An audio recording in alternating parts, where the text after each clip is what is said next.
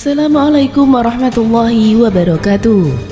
Apa kabar sahabat Amirul Mukminin? Semoga semua dalam lindungan Allah Subhanahu wa taala. Pada awal dakwah Nabi Muhammad SAW di Mekah, ada seorang Quraisy dari Bani Abu Ad-Dar, namanya An-Nadhr ibnu Haris. Ia terkenal akan kecerdasan akalnya, licik, berpengetahuan tinggi, dan banyak pengalaman. Suatu ketika ia menantang akan Tuhan menurunkan hujan batu kepadanya jika benar apa yang didakwakan oleh Rasulullah SAW. Pengetahuan An-Nadhr ibnu Haris lumayan luas karena ia seringkali berdagang hingga wilayah Romawi, Persia, dan juga sekitarnya. Dalam perjalanan niaga itu, ia bertemu banyak orang yang cerdik dan juga pandai.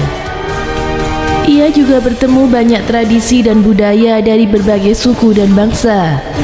An-Nadhr ibnu Haris pun sangat berbangga diri dan merasa paling unggul di antara suku-suku di Mekah. Pada suatu ketika, saat pulang dari berdagang, An-Nadhr mendengar adanya orang yang mengaku sebagai Nabi dan Rasul, yaitu Nabi Muhammad SAW. Para pembesar suku Quraisy pun memintanya untuk menghentikan pengaruh Muhammad. Ia pun setuju untuk memenuhi permintaan tersebut karena Nabi Muhammad dianggap berpotensi mengancam eksistensi keunggulannya di tengah masyarakat Mekah. An-Nadhr melakukan upaya-upaya serius untuk menghentikan dakwah Nabi. Ia selalu hadir dimanapun Nabi Muhammad SAW berdakwah, lalu mengatakan di hadapan orang-orang bahwa yang disampaikan oleh Nabi Muhammad tak lain hanyalah dongeng-dongeng fiksi dari orang-orang terdahulu. Sebagai tandingan di hadapan orang-orang, ia pun menceritakan dongeng-dongeng yang diadopsi dari tradisi Romawi dan Persia. Ini dilakukan karena ia menganggap bahwa orang-orang itu tertarik dengan Nabi Muhammad SAW karena Muhammad menyampaikan dongeng-dongeng fiksi yang membangkitkan imajinasi dan kesyahduan. Kedua, merasa gagal pada upaya itu, ia berpikir bahwa Muhammad itu menari karena adanya lantunan indah, syahdu, dan bersajak pada hal yang dipresentasikan di hadapan banyak orang. Sehingga untuk menandinginya, ia pun memanggil para penyanyi dan penari untuk pentas dimanapun Nabi Muhammad berdakwah dan dikerumuni orang. Lewat cara ini, ia berharap orang-orang itu lebih tertarik nyanyian merdu dan jogetan seksi serta iming-imingan hadiahnya ketimbang dakwah Nabi. Cara kedua itu pun tak ada hasilnya. Maka An-Nadhr pun pergi ke berbagai daerah untuk mencari inspirasi jitu. Akhirnya, ia pun bertemu dengan ahli kitab di Yasrib. Dia dibekali 3 pertanyaan yang dirasa bisa menjatuhkan harkat martabat Nabi Muhammad SAW di hadapan masyarakat Mekah. Lalu ia pun pulang ke Mekah dan membuat acara khusus untuk mengumpulkan banyak orang termasuk Nabi Muhammad SAW. Dalam acara itu, ia bertanya kepada Nabi SAW, "Wahai Muhammad, jika kamu benar-benar Nabi utusan Tuhan, tentu kamu bisa menjawab 3 pertanyaan ini. Kamu bersedia?" "Katakanlah, apa itu?" jawab Rasulullah. "Pertama, tahukah kamu tentang sekelompok pemuda yang mengasingkan dirinya demi menjaga iman dan akidahnya?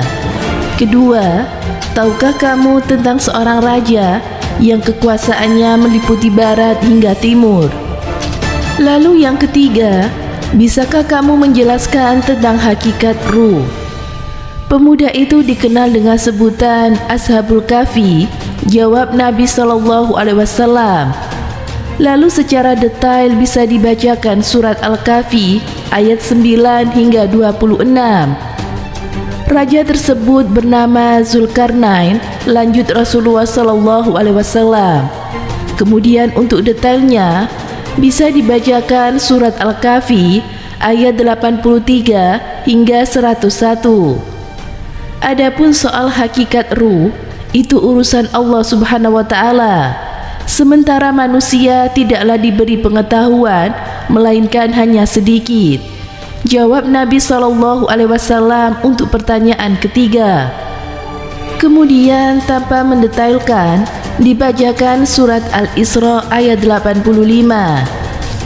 An-Nada merasa upayanya menghentikan dakwah Nabi SAW gagal total. Bahkan saban hari pengaruh dan pengikut Nabi SAW kian banyak. Saking malu serta marahnya, An-Nadar kemudian makin dahsyat pula mendengki serta kekufurannya terhadap Nabi SAW. Lantas An-Nadar mengumpulkan orang-orang lebih banyak dan lebih besar lagi. Tentu diundang pula Nabi SAW dalam acara tersebut. Lantas di hadapan hayalak ramai, ia hendak menjatuhkan kredibilitas Nabi SAW dengan menantang agar dirinya diazab. Wahai Muhammad, jika yang kamu dakwakan itu benar, maka mintalah Tuhanmu untuk mengazabku. Turunkanlah hujan batu. An-Nadar, bila ia baik-baik saja dan hujan batu tidak juga turun, maka berarti Muhammad berdusta dan ia yang benar dan menang. Allah Subhanahu wa taala mengabadikan omongan An-Nadar itu dan dijadikan pelajaran untuk umat Islam. Dan ingatlah ketika mereka orang-orang musyrik berkata, "Ya Allah, jika yang didakwakan Muhammad atau Al-Quran ini adalah hak atau kebenaran, maka hujanilah kami dengan batu dari langit, atau datangkanlah kepada kami azab yang pedih." Al-Quran Surat Al-Anfal ayat 32. Allah Subhanahu wa taala tidak langsung mengazab An-Nadar, namun ia dibuat hina dan bertingkah memalukan terus-menerus hingga akhirnya skenario Allah Subhanahu wa taala akan perang Badar menjadi kuburan bagi musuh-musuh Rasulullah SAW. Termasuk di dalamnya terbunuh pula An-Nadar. Semoga bermanfaat. Wallahu a'lam bissawab.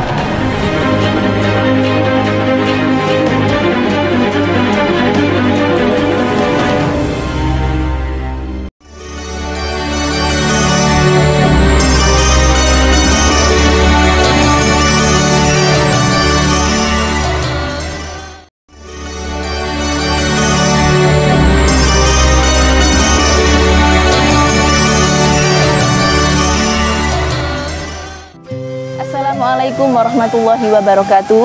Pemirsa Amirul Mukminin yang dirahmati Allah Subhanahu wa taala, Rasulullah sallallahu alaihi wasallam adalah potret kelembutan hati yang sempurna, sang teladan yang dipuji Allah Subhanahu wa taala sebagai nabi dengan akhlak yang agung di atas semua makhluknya. Kesabarannya menjadi manhaj dalam berdakwah, ucapan dan sikap lembutnya dan pelin rakunya dalam setiap aktivitas dakwanya adalah kelembutan. Umat Islam seharusnya memiliki kelembutan hati dalam menghadapi setiap situasi, tantangan apapun. Selain itu juga harus menyayangi dan memiliki belas kasih kepada sesamanya. Berkat kelembutan dan kesabaran serta jiwa pemaaf Rasulullah SAW, banyak musuh-musuh Rasulullah SAW yang awalnya membenci Islam akhirnya masuk menjadi orang Islam. Bahkan beliau pun memaafkan orang-orang yang berniat membunuh Rasulullah SAW. Di antaranya adalah sahabat-sahabat beliau sebagai berikut adalah Umar bin Khattab. Setelah masuk Islam mendapat gelar Al-Faruq, yaitu pembeda antara yang hak dan yang batil. Lalu Khalid bin Walid yang mendapat gelar Sang Pedang Allah.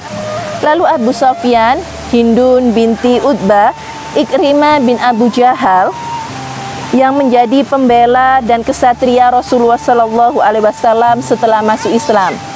Lalu juga ada Umair bin Wahab yang dikenal sebagai setan Quraisy.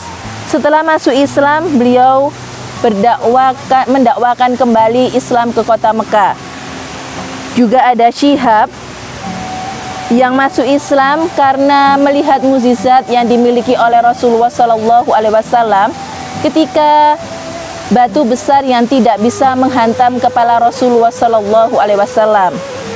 Dan masih banyak lagi musuh-musuh Rasulullah SAW yang awalnya membenci Islam menjadi masuk Islam karena berkat sifat dan juga kelembutan hati serta sifat pemaaf Rasulullah SAW.